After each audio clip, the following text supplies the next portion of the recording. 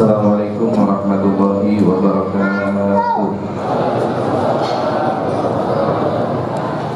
Alhamdulillah, wassalatu wassalamu ala sayyidina wa nabiyyina Muhammadin sayyidil mursalin wa ala alihi wa sahbihi wa man tabi'ahum bi ihsani ila yaumil amma ba'd. Yang kami muliakan dan yang kami hormati, yaitu guru kita bersama, alhamdulillah dia hadir bersama kita, Kiai Haji Bukhari Al-Rabi. Kita doakan mudah-mudahan Allah panjangkan umurnya, Allah sehatkan badannya, dan Allah jadikan qurratul ain li Nabi Muhammad SAW. Begitu juga sahabat kami tercinta Kiai Haji Abdul Yasin, kita doain biar panjang umurnya, memberikan keberkahan, dan mudah-mudahan hajat beliau dikabul oleh Allah Subhanahu wa taala. Wabil khusus pengurus daripada Masjid Al-Muhajirin dan juga segenap pengurus-pengurus musala ataupun masjid sekitarnya, dan juga ketuanya, yaitu khususnya ketua acara Pak Husni dan juga jajarannya, beserta jamaah yang hadir semuanya. Mudah-mudahan kalau datangnya lagi pada sakit, Allah angkat dari segala macam penyakitnya. Yang sedih biar pada bahagia, rezekinya dikit biar pada banyak. Allah anugerahkan anak-anak keturunan kita saleh dan saleha, dan yang mudah pada meninggal dunia Allah jadikan kuburnya teman-teman surganya Allah Subhanahu wa taala. Jika Allah wafatin kita dalam keadaan husnul khatimah, dan mudah-mudahan Allah turunkan hujan yang bawa berkah dan manfaat bagi kita semuanya. Dengan majlis ini, dengan mulianya tempat ini, dengan wasilahnya Rasulullah, kita doain buat saudara-saudara kita yang berada di Palestina, Allah berikan kemenangan dan keselamatan, dan mudah-mudahan musuh-musuhnya semuanya dihancurkan oleh Allah Subhanahu wa taala. Amin ya rabbal alamin. Bagaimana kabarnya semuanya? Alhamdulillah. Sudah pada makan atau belum? Ya, alhamdulillah. Kita bersyukur kepada Allah Subhanahu wa taala. Di siang yang berbahagia ini Allah mengumpulkan kita untuk memperingati maulidnya Nabi kita Muhammad SAW. Salah satunya kenikmatan yang kita dapati ketika kita hadir pada kesempatan ini, kita semuanya bisa merasakan bagaimana nikmatnya kita berkumpul dengan pecinta-pecinta Rasulullah SAW. Apalagi jamaah sekalian, insyaallah sebentar lagi akan datang daripada jurian Rasulullah, yaitu Habib Asman Mustafa. Mudah-mudahan dengan memandang wajahnya, kita semuanya nanti diberikan keberkahan oleh Allah Subhanahu wa taala. Kita hadir di pagi menjelang siang yang berbahagia ini karena kita punya cinta dengan Nabi kita Muhammad SAW. Dahulu ada seorang yang mencintai Rasulullah yang bernama Sayyidina Hubaib bin Adi. Beliau diutus oleh Nabi beserta dengan 9 para sahabatnya. Pada waktu itu jamaah sekalian 9-9-nya ditangkap sama beliau 10 orang, 9-nya sudah dibunuh, tinggal 1 Hubaib bin Adi. Ketika dia akan dipanah, kata orang-orang kafir Quraisy pada saat itu, "Ya Hubaib, kalau kau ingin selamat, kami tawarkan harta, kami tawarkan jabatan, dan apapun yang kau minta akan kami berikan. Tapi satu permintaannya, kau bawa yang namanya Nabi Muhammad di hadapan kita." Apa beliau bilang, kata Hubaib bin Adi? "Jangankan aku bawa kemari 1 duri pun, kalau melukai Rasulullah saya nggak bakal ridho." Sampai ada seorang namanya Abu Sufyan, dia bilang begini, "Ma ra'aitu ahada yuhibbu ahada kahubbi ashabi Muhammadin Muhammadan."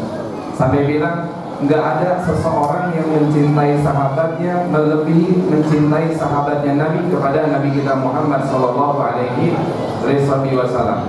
Ada juga jamaah sekalian namanya Sayyidina Sauban. Sayyidina Sauban itu kalau dari majlisnya Rasulullah kemudian beliau pulang, itu badannya gemetar. Pernah satu ketika ketemu dengan Rasulullah, "Kenapa ya Sauban? Ente sakit?" "Enggak ya Rasulullah, melainkan saya ini ketika di dunia bisa mandang wajahmu dan berkumpul di majlismu. Tapi bagaimana nanti di akhirat? Saya ini hanyalah orang yang biasa ya Rasulullah." Apa jawaban Nabi kita Muhammad SAW? Beliau bilang, "Almar'u ma'a man ahab." Orang itu nanti dikumpulkan bersama dengan orang yang mereka cintai. Makanya Sayyidul Walid Al-Habib Umar bin Muhammad bin Salim bin Habib bin Syekh Bakar bin Salim beliau pernah bilang, dulu ada orang yang dimana ibadah 20 tahun lamanya, jamaah sekalian, 20 tahun lamanya ibadah di Ka'bah. Itu ketika dia meninggal dunia dalam keadaan di tempat yang buruk. Dan orang-orang soleh pada bermimpi pada saat itu dia sedang berada di dalam perkumpulan orang-orang yang jelek, orang-orang yang min ahli syarr. Ditanya, ente ini orang soleh, ibadah sampai 20 tahun di sekitar Ka'bah, tapi kenapa ketika kau meninggal dikumpulkan dengan orang-orang ahli syarr? Dia bilang apa? Saya ibadah di tempat yang baik, tapi hati saya punya cinta kepada orang-orang yang gak pernah ibadah kepada Allah Subhanahu wa Ta'ala. Itu yang dikatakan jamaskan al-maru ma'aman akal. Pernah juga bagaimana ada dulu di dalam kitab Uqudul Jan itu terakhir-terakhir itu ada kisah seorang wanita yang soleha. Dia suka banget hadir di majlisnya Rasulullah. Kenapa dia suka hadir di majlisnya Rasulullah? Karena pembicaraan Nabi sangat indah. Bagaimana jamaah sekalian ungkapan-ungkapan yang disampaikan oleh Rasulullah yang menyentuh hati. Bahkan luar biasa jamaah sekalian, kalau Nabi bicara dan mematap wajahnya Rasulullah aja, itu jamaah sekalian hatinya penuh dengan kegembiraan. Tiba-tiba si wanita ini dari rumahnya berangkat untuk menemui atau berkumpul di majlisnya Nabi kita Muhammad SAW. Ketika di tengah perjalanan ada seorang laki-laki menghampirinya, bilang begini, mau kemana engkau wahai seorang wanita? Saya untuk hadir di majlisnya Rasulullah. Ada yang dirindukan. Kayak kita nih hadir di majlis ini, jamaah sekalian, kita nggak bisa bohongin hati kita. Ada salah satu yang kita rindukan di majlis ini ketika ma'alul qiyam. Bagaimana tadi dibacakan marhaban ya Allah, kita semua ingat Rasulullah, kita semua ingat akan Nabi kita Muhammad sallallahu alaihi wasallam. Apalagi dibacakan Maulid Simtudurah, di dalamnya ada sir yang kalau kita baca akan menambah kecintaan kita kepada Nabi kita Muhammad sallallahu alaihi wasallam. Insyaallah haulnya akan diselenggarakan di Solo di tanggal 4-5 November yang akan datang jamaah sekalian. Mudah-mudahan jamaah pada bisa hadir semuanya. Nah, ketika itu jamaah sekalian, kata si laki tersebut bilang begini, kenapa engkau pengen hadir di majlisnya Nabi? Karena saya cinta kepada Nabi Muhammad SAW. Pada saat itu pemuda ini nantang, kalau kau benar cinta sama Nabi, kau buka tutup wajahmu, katanya. Akhirnya karena dia ingin buktikan cintanya kepada Rasul, dibuka sebentar, ditutup lagi jamaah sekalian. Setelah itu udah dia jalan ke majlisnya Nabi. Pas pulang dia kasih tahu suaminya. Kata suaminya, kalau memang kenyataan seperti itu, sekarang saya akan menghidupkan api, kemudian saya sediakan kuali yang besar dan saya isi air. Kalau kau benar cinta Nabi, silakan kau nyebur di saat air sedang mendidih. Nah, ketika dibilang begitu, istri yang soleha tadi yang cinta banget sama Rasulullah enggak ragu di hatinya, dalam keadaan yakin dia akhirnya merendamkan dirinya di kuali yang air dalam keadaan mendidih jamaah sekalian, ditutup pada satu kualinya. Suaminya heran, beneran ternyata dia nyebur juga di air yang panas. Dan dia khawatir solega melihat kalau dia angkat, dia datang dulu kepada Nabi kita Muhammad SAW. Pas sampai di hadapan Rasulullah, dia cerita, kata Nabi, ente pulang angkat aja tutup kualinya. Pas pulang dengan suasana yang sedih, dia nggak tahu bagaimana nanti yang dia lihat. Pas dia buka tutup kualinya, istrinya dalam keadaan tersenyum dan badannya nggak kenapa-napa kecuali dalam keadaan kayak orang lagi gerah aja jamaah sekalian. Kenapa? Berkah cintanya kepada Nabi kita Muhammad sallallahu alaihi wasallam. Oleh karena itu, ketika seseorang mencintai Rasulullah, maka semuanya pun akan mendapatkan keberkahan. Ini kita ngadain maulidnya Nabi Muhammad sallallahu alaihi wasallam. Kalau Habib Ahmad atau Habib Zain bin Ibrahim bin Zain bin Semir, beliau bilang begini, kita kalau lagi ngadain maulid, ini di atas kita Allah ciptakan awan berwarna putih. Ketika kita udah selesai, ini awannya ntar pada berterbangan ke seluruh kampung yang ada. Makanya kalau kita baca maulid di sini, berapa banyak orang yang ada di samping kanan kiri tempat majlis ini atau masjid ini, mereka boleh jadi bertobat dengan berkahnya maulid ini jamaah sekalian. Berapa banyak orang yang ada di luar sana yang tadinya nggak kenal Nabi, dengan berkah maulid di siang ini, mereka kenal Nabi kita Muhammad SAW. Contohnya ada di dalam kitab Maulid Syaraful Anam. Dalam kitab Maulid Syaraful Anam ada dua orang istri dengan suaminya orang Yahudi ya. Dia tanya sama suaminya, bang, tetangga kita pada ngapain pada saat ini? Mereka sedang memperingati maulidnya Nabi Muhammad SAW. Nabi mereka katanya. Oh gitu bang, ya, ayo udah kita istirahat. Akhirnya nih, ketika istirahat, si istri ini dia bermimpi hadir di tempat tetangganya yang ada di maulid. Dia tanya nih, keluarganya nih atau tetangganya, bahasa kita begini, kok ini orang yang hadir maulid wajahnya terang-terang banget. wajahnya indah-indah banget. Tapi saya mau nanya kok, itu yang paling indah dari wajah-wajah orang yang hadir itu siapa? Lalu tetangganya bilang itu adalah Nabi kita Muhammad Sallallahu Alaihi Wasallam. Emang hadir ketika orang baca maulidnya Nabi Muhammad Sallallahu Alaihi Wasallam. Bahkan ada dalam satu hadisnya, ma min ahadin yusallim alayya illa radallahu ruhi hatta aruda alaihi salam. Kalau kita baca salawat, hadirnya Nabi kita Muhammad Sallallahu Alaihi Wasallam. Kemudian pada saat itu dia tanya, kalau saya panggil kira-kira Nabi bakal ngejawab panggilan saya enggak? Panggil saja, dipanggil ya Muhammadu, beliau langsung menjawab ke arah wanita tersebut dengan kalimat la baiki ya mas kalian. Langsung gemetar hatinya wanita tersebut yang Yahudi tadi. Dia bertanya, ya Rasulullah, aku ini seorang wanita Yahudi, kenapa kau menjawabnya dengan kalimat la baiki? Wahai wanita, sesungguhnya ketika engkau memanggilku, aku tahu turunnya rahmat dan hidayah dari Allah Subhanahu wa Ta'ala, sehingga aku menjawab dengan kalimat la baiki. Akhirnya dia mengucapkan asyhadu an la ilaha illallah wa asyhadu anna Muhammadar Rasulullah. Pas dia bangun ada rasa khawatir, karena takutnya nanti suaminya bagaimana ini. Pas dia buka rumahnya, pintunya di depan banyak banget makanan yang sudah tersedia. Bahkan ada beberapa kambing yang udah siap disembelih diamaskan. Dia tanya, bang, ini buat apaan? Ini semuanya makanan kita sediakan. Nanti malam kita ngadain maulidnya Nabi Muhammad Sallallahu Alaihi Wasallam. Akhirnya kata istrinya, abang emang tahu? Iya, semalam kan ketika mimpinya neng dengan Rasulullah, sesungguhnya di situ juga ada abang dan abang juga masuk Islam di hadapan Nabi kita Muhammad Sallallahu Alaihi Wasallam. Itu berkah daripada maulidnya Rasulullah.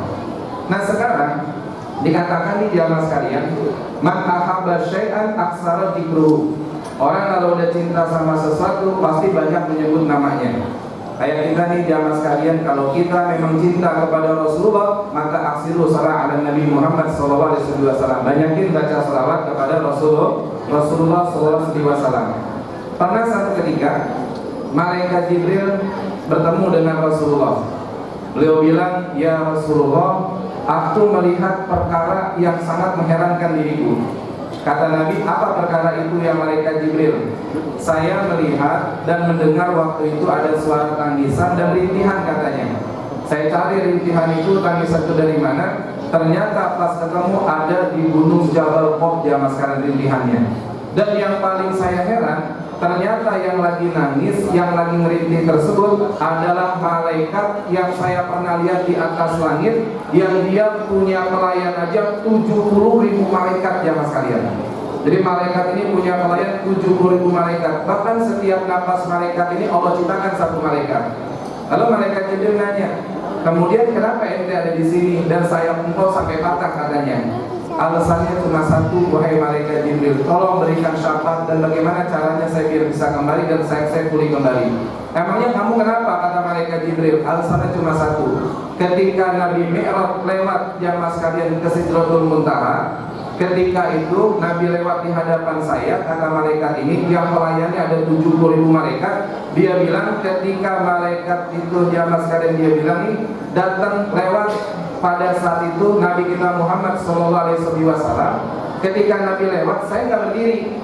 Nah ketika Nabi udah lewat, saya nggak berdiri, itu Allah marah sama saya sehingga saya dilemparkan ke gunung Jabal Qaf sampai patah sayap saya jamaah sekalian.